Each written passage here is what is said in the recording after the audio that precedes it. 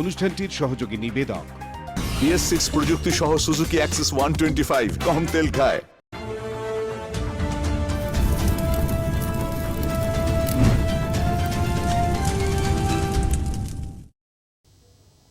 শুরু করছি tough talk with Ritabrata. বঙ্গ সমাজে এ ধরনের লোক সত্যি খুব কম রয়েছেন। যেমন ধরুন নীরজ চন্দ্র চৌধুরী বা নীরজ সি চৌধুরী, তার মতাদর্শ, তার চিন্তাভাবনা, আদর্শ বা বক্তব্যের সঙ্গে আপনি একমত নাও হতে পারেন, কিন্তু তাকে আপনি অস্বীকার করতে পারবেন না।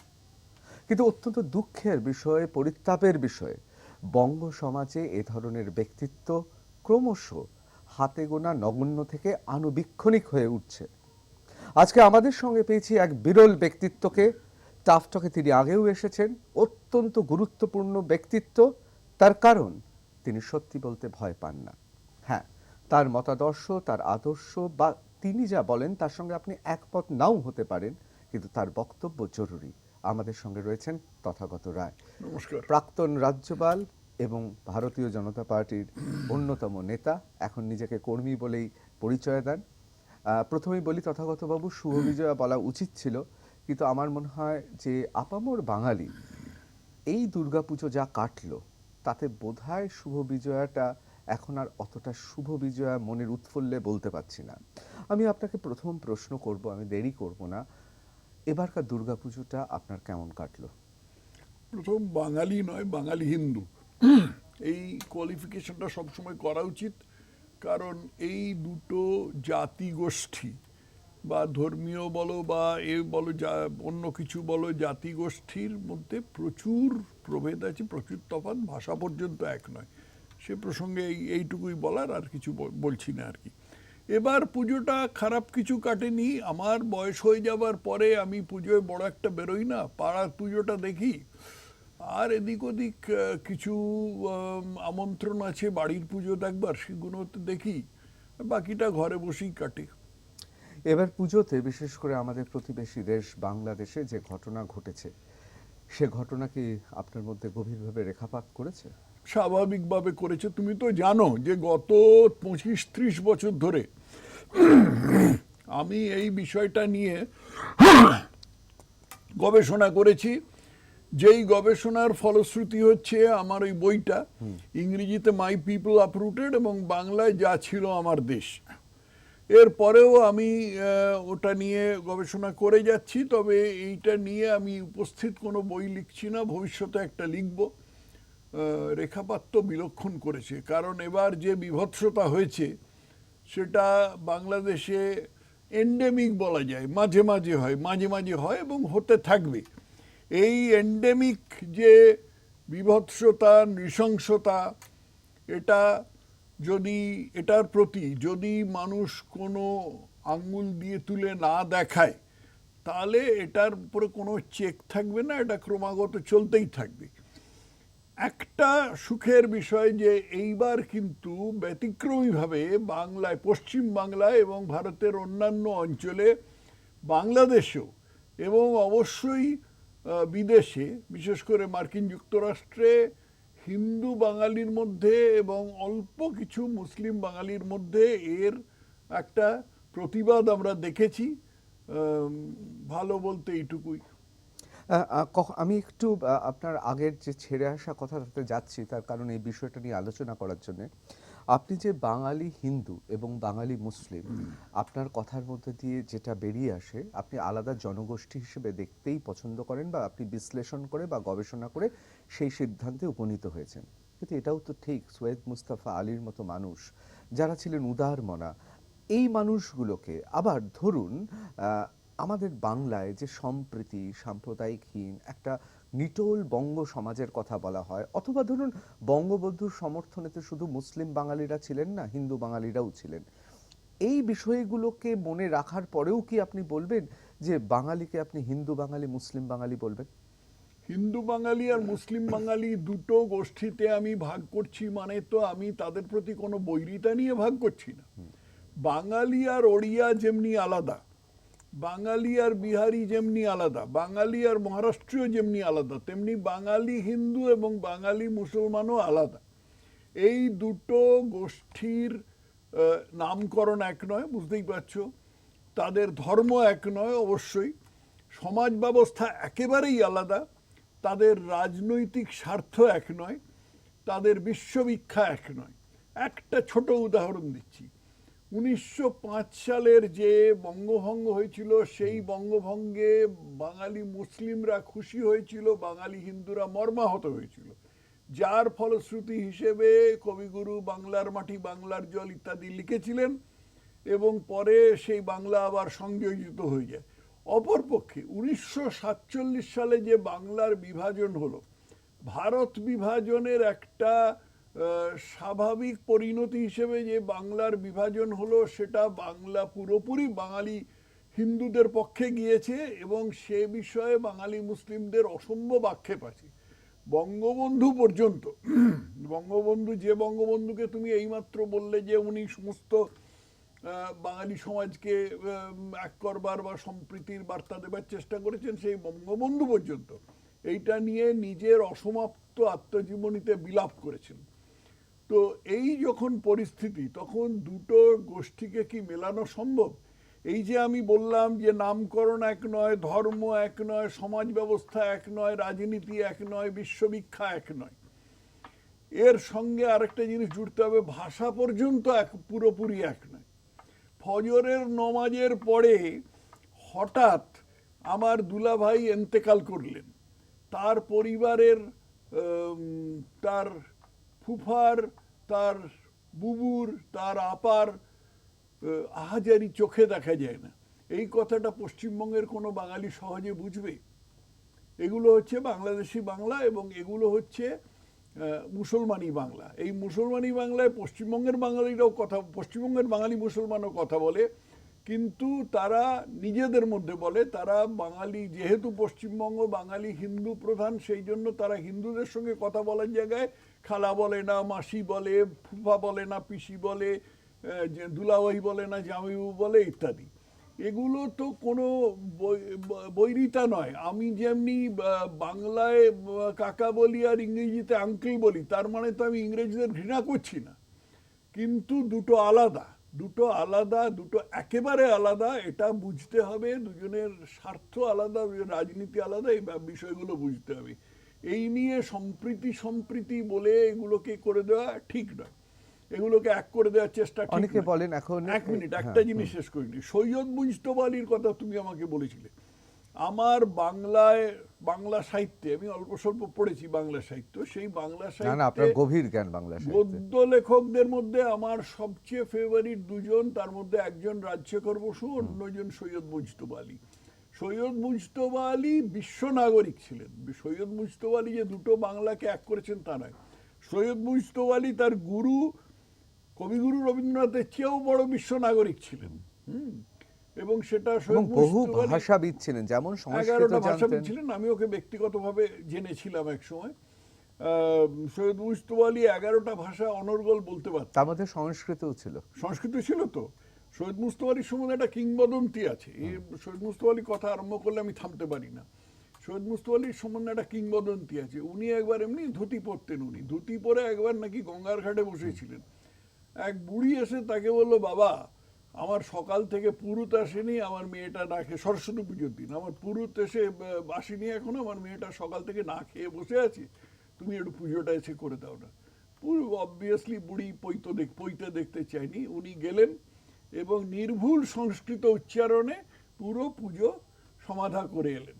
উনি আরেকটা কথা বলেছিলেন একবার, যে তোরা কেউ, শান্তিনিকেতনে বলেছিলেন যে তোরা কেউ শুদ্ধ সংস্কৃত উচ্চারণ করতে পারিস না, কেউ না, সবাই গোল গোল বাংলা উচ্চারণ করে। পারতো খালি দুটো লোক, মানে আগে একজন পারতো, সে হচ্ছে ক্ষিতিমোহন সেন, অমর্ত্য সেনের দাদু, আর আরেকজন বলে নিজের দিকে হাত দিকে বলেছিলেন এই লেডে। অসাধারণ, মানে ওনার আমি দেখেছি পিয়ের লতি, বিখ্যাত ফরাসি পর্যটক, পিয়ের লতির কথা ফরাসিদের কাছে আমি যতটা না শুনেছি তার থেকে অনেক বেশি লেখায় পড়েছি সৈয়দ মুস্তফা আলীর। এতটাই কথা উনি দেশে বিদেশে লিখেছেন। এত গভীর জ্ঞান ছিল ফরাসি সাহিত্যেও। আবার জার্মানে তো ছিল একেবারে জলের মতন, মানে জার্মান প্রায় তৃতীয় মাতৃভাষা ছিল। বাংলা ইংরেজির পরে জার্মান ও তৃতীয় মাতৃভাষা ছিল। ইন্ডিয়া হাউস বা ওই চাচা হিন্দুস্তান কাহিনীতে হাউস, হিন্দুস্তান হাউস। আর আমি এই ব্যাপারটার এত ভক্ত ছিলাম যে আমি বার্লিনে গিয়ে কুরফুর্স্টেনদাম দিয়ে হেঁটে হেঁটে সেই উলান স্ট্রাসের মোড়ে যেখানে ছিল হিন্দুস্তান হাউস ছিল সেটাতে, সে তো যুদ্ধে সব ধ্বংস হয়ে গেছিল, হিন্দুস্তান হাউস বাস্তবে ছিল কিনা আমি কখনো জানি না, কিন্তু ওই জায়গাটা আমি গেলাম একবার, এবং ওই কুরফুর্স্টেনদাম এবং উলান স্ট্রাসের মোড়ে যে সাইনবোর্ডটা আছে সেই সাইনবোর্ডটা একবার ভদ্রলোককে আমি নমস্কার জানিয়ে এলাম। আমি তথাগতভাবে এখানেই প্রশ্ন করব, যেখানে সৈয়দ মুস্তাফা আলীর প্রতি এই আপনার সম্মান, শ্রদ্ধা এবং আপনার গভীর জ্ঞান, সেখানে আপনি হিন্দু বাঙালি মুসলিম বাঙালি আলাদা করছেন, যেখানে এখন হিন্দু মুসলিম বাঙালিদের মধ্যে আমরা প্রচুর উদাহরণ জানি বিয়েও হচ্ছে, হ্যাঁ, তাতেও মনে করছেন না যে এই সমাজের মধ্যে সম্পৃক্ত বা সম্প্রীতিটা রয়েছে? একদম নয়, সম্প্রীতি কেন থাকবে না, মোটামুটিভাবে সম্প্রীতি আছে, কিন্তু দুটো সম্প্রদায় আলাদা, এটা বুঝতে হবে। সৈয়দ মুজতবা আলী একা কেন, রেজওয়ানা চৌধুরীর সাথে আমার একটা ছবি আছে, ওই এতে এসেছিলেন, জোড়াসাঁকো ঠাকুর বাড়িতে এসেছিলেন, এই ছবিটা আমি খুব সযত্নে রক্ষা করেছি। আরো অনেকে আছে, কাজী আব্দুল ওদুদ ছিলেন, উনি আমার সময়ের আগেকার লোক। তারপরে মানে কত নাম করবো, আরো অনেক, আরো বহু লোক ছিলেন। এই ডক্টর মোহাম্মদ শহীদুল্লাহ ছিলেন। মোহাম্মদ শহীদুল্লাহ অবশ্য একটু অতিরিক্ত ধর্মপ্রাণ ছিলেন, কিন্তু বাংলা এবং সংস্কৃত সাহিত্যে এত জ্ঞান খুব কম লোকে ছিল। ওকে তো সংস্কৃত কলেজে ভর্তি করেন, ওকে পরিচয় জিজ্ঞেস করেছিল কস্তন, উনি বলেছিলেন জবানই আম বাংলাদেশিয়া, তো ওকে উত্তরে বলেছিল, পণ্ডিতরা বলেছিল কিমপি নাস্তি, তুমি কিছুই না, বলে ওকে সংস্কৃত কলেজে ভর্তি করেনি। তারপরে সারাসুতোষ ওকে ফ্রান্সে পাঠিয়ে সংস্কৃত শিখিয়েছিলেন। তার আগে সারাসুতোষের একটা আশ্চর্য ক্ষমতা ছিল এইভাবে রত্ন খুঁজে বেড়াবার। উনি তো বসিরহাট কোর্টে উকিল ছিলেন, সেইখান থেকে সারাসুতোষ ওকে খুঁজে এনে ওর সংস্কৃত জ্ঞান দেখে ওকে ফ্রান্সে পাঠিয়ে সংস্কৃত শেখালেন। তারপরে উনি পাকিস্তানে চলে গেলেন এবং উনি আজীবন বাংলা এবং সংস্কৃত দুটো ভাষারই সেবা করেছেন, কিছু বলেন নেই। এরা মহাপুরুষ, জহুরির চোখ ছিল, জহুরির চোখ ছিল। এবং এই মোহাম্মদ শহীদুল্লাহর মতো লোক মহাপুরুষ।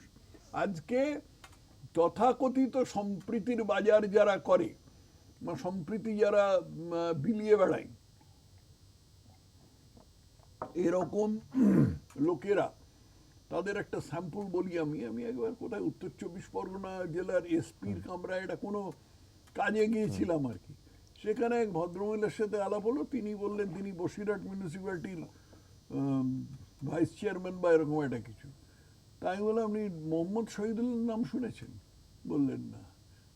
অথচ বসিরহাটের সবচেয়ে সুসন্তান যদি দুজন কেউ থেকে থাকে, একজন স্বামী ব্রহ্মানন্দ আর একজন, তিনজন, একজন স্বামী ব্রহ্মানন্দ, একজন মোহাম্মদ শহীদুল্লাহ আর একজন স্যার রাজেন মুখার্জি। অবশ্যই।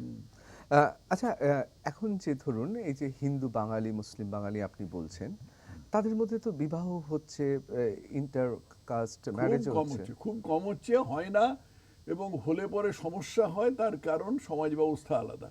হ্যাঁ, হয় যেখানে এরা একটা খুব রেয়ারিফাইড হাইটসে উঠে যায়, যেমন এই আবু সঈদ আইয়ুব আর গৌরী আইয়ুব, এদের মধ্যে বিয়ে হয়েছিল। অথবা ধরো তোমার ইব্রাহিম এবং নীলিমা ইব্রাহিম, তাদের মধ্যে বিয়ে হয়েছিল। এরা বুদ্ধিবৃত্তির দিক দিয়ে একটা খুব উঁচু জায়গায় উঠে গেছেন। কিন্তু বাকি যাদের মধ্যে বিয়ে হয়, এই যশ দাশগুপ্ত আর নুসরত জাহান, তাদের বিয়ে হয়েছে কিনা আমি জানি না, হয়তো হয়নি।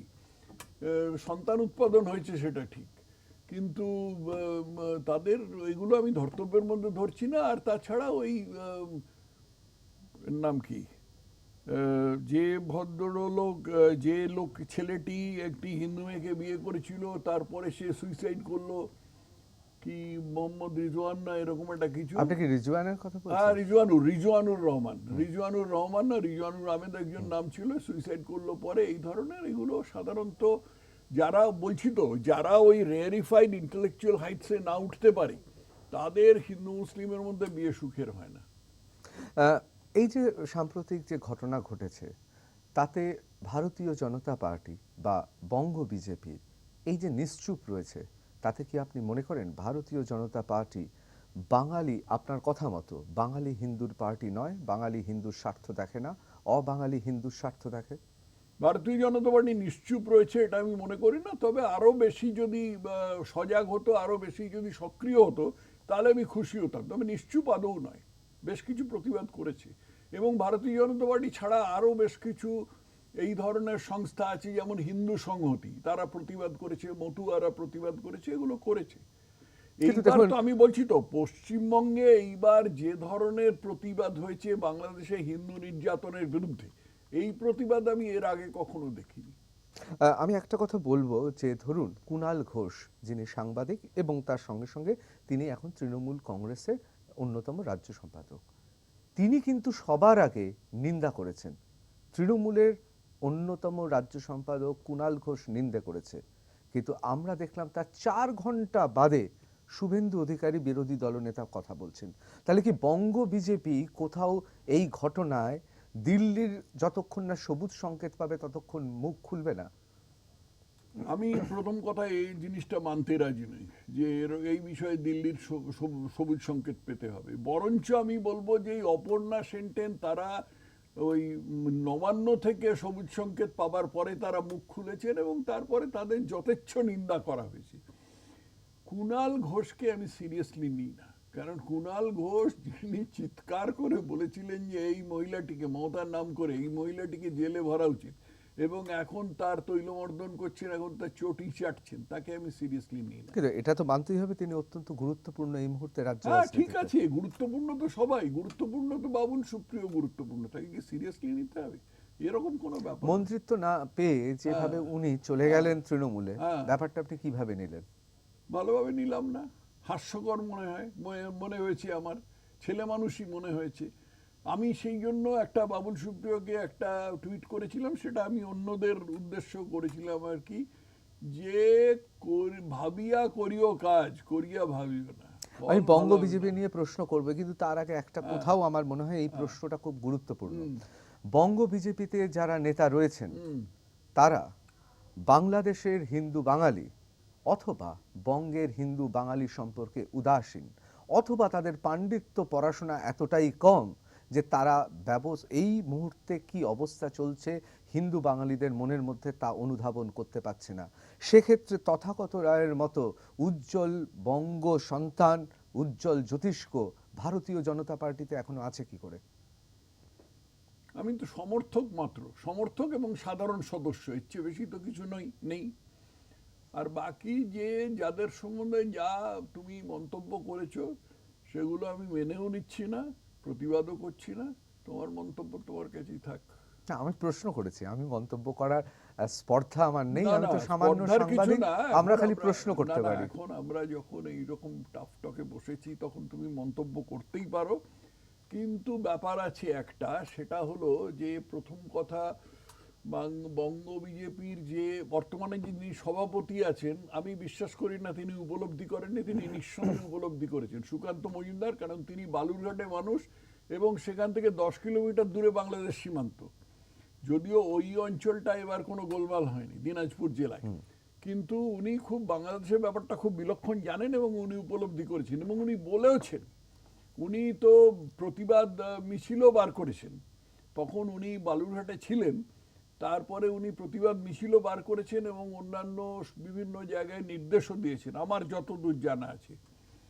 অন্য নেতারা যারা আছেন তাদের মধ্যে দুজন যারা অগ্রগণ্য নেতা তারা পশ্চিমবঙ্গের লোক। পশ্চিমবঙ্গের মানুষ যারা আছেন, বিশেষ করে পশ্চিমবঙ্গের ভেতর দিকের মানুষ, অর্থাৎ পুরুলিয়া, বাঁকুড়া, আসানসোল, এই সমস্ত অঞ্চলের মানুষদের এটা বাংলাদেশ সম্বন্ধে উপলব্ধি ঠিক নেই। এটা যদি রাহুল সিনহা হতো তাহলে রাহুল সিনহা বুঝতে পারতো, কারণ রাহুল সিনহার পূর্ববঙ্গে বাড়ি, আমারও পূর্ববঙ্গে বাড়ি, যাদের পূর্ববঙ্গে বাড়ি তারা খানিকটা বুঝতে পারতো। সবাই যে বোঝে তা নয়, কিন্তু এরকম কয়েকজন বুঝতে পারতো। তো এই পরিপ্রেক্ষিতে সকলে যে যতদূর বুঝেছে ততদূর যা করেছে, তবে কেউ কিছু করেনি, এ কথাটা আমি প্রথম কথা মানতে রাজি নই। আর দ্বিতীয় কথা হচ্ছে, আমার কথাটা একটু আলাদা এই জন্য যে আমি এই বিষয়টা নিয়েই গবেষণা করেছি। আমি তো অন্য কোনো বিষয় নিয়ে মাথা ঘামাইনি। আমি শ্যামাপ্রসাদ নিয়ে গবেষণা করেছি, তার সঙ্গে এই পূর্ব বাংলার হিন্দুদের স্বার্থ, পূর্ব বাংলার হিন্দুদের পরিস্থিতি এটাও জড়িত আছে। স্বাধীনতা পূর্ব যে ঘটনাগুলো ঘটেছিল সেগুলো নিয়েও আমি গবেষণা করেছি। অন্য অনেক জায়গায় অবশ্যই। অনেক অনেক জিনিস না আমি দেখুন, বাদ দিয়েছি। আপনার পড়াশোনা পাণ্ডিত্য নিয়ে কোনো প্রশ্ন নেই, এবং মাঝে মাঝে আমার মনে হয় যে ফরাসি দেশে লুমিয়ের, ফ্রের লুমিয়ের, যারা সিনেমাস্কোপ মানে সিনেমা বা ফিল্মের আবিষ্কারকর্তা, দুই ভ্রাতৃদ্বয় বা রাইট ভ্রাতৃদ্বয়ের কথা, তেমন বঙ্গ রাজনীতিতে শিক্ষিত মানুষের সংখ্যা খুবই কম। আপনারা দুই ভ্রাতৃদ্বয় আছেন দুটো দলে, আপনারাই শিক্ষিত, সৌগত রায় এবং তথাগত রায়। এত অশিক্ষিত, অর্ধশিক্ষিত, তথাকথিত শিক্ষিত, মধ্য মেধা, সুতরাং রাজনীতিতে আপনার উজ্জ্বল জ্যোতিষ্ক। কিন্তু আপনার কি কোথাও মনে হলো আপনার গবেষণা, আপনার গভীর পড়াশোনা, আপনার গভীর মূল্যবোধ আপনার রাজনীতির অন্তরায় হয়ে দাঁড়ালো, বিশেষ করে ভারতীয় জনতা পার্টিতে, বঙ্গ রাজনীতিতে? অথবা আমরা দেখতে পাচ্ছি যে বিধানচন্দ্র রায়কে কিন্তু নেহেরু বলেছিলেন কেন্দ্রে যেতে, কিন্তু আপনার মতো মানুষকে কেন্দ্র নেতৃত্ব ভয় পায়। তার কারণ বঙ্গ বিজেপিতে যদি বাঙালি হিন্দু নিয়ে কথা বলে তাহলে সে কোণঠাসা। তার কারণ ভারতীয় জনতা পার্টি বাংলাকে চায়, বাঙালিকে নয়। হিন্দু বাঙালি, আপনার কথা অনুযায়ী হিন্দু বাঙালির কোনো নেতা নেই? এই বিষয়ে আমি কোনো মন্তব্য করব না। ওই তো বললাম, তুমি যা বলেছো তোমার মন্তব্য তোমার কাছেই থাক। তোমার উত্তর আমি, তোমার প্রশ্নের উত্তর আমি জানি না যে ভারতীয় জনতা পার্টি বাংলার কোন হিন্দু নেতাকে সামনে এনেছে, কাকে সামনে আনেনি, কেন আনেনি, এই প্রশ্নের উত্তর আমি জানি না। এটা খুব গুরুত্বপূর্ণ মোড়ে এসে দাঁড়িয়েছি। আমাদের আরো প্রশ্ন রয়েছে। বাংলাদেশে যা হলো তার জন্য দায়ী নেহেরু থেকে শ্যামাপ্রসাদ থেকে বঙ্গ কমিউনিস্ট বা ভারতের কমিউনিস্টরা, প্রত্যেকেই দায়ী। ইতিহাসের পাপ ক্ষত বিক্ষত করছে গোটা উপমহাদেশকে। সত্যি কি তাই? কি বলবেন তথাগত রায়? একটা ছোট্ট বিরতি নিয়ে ফিরে আসছি টাফ টক উইথ ঋতব্রততে।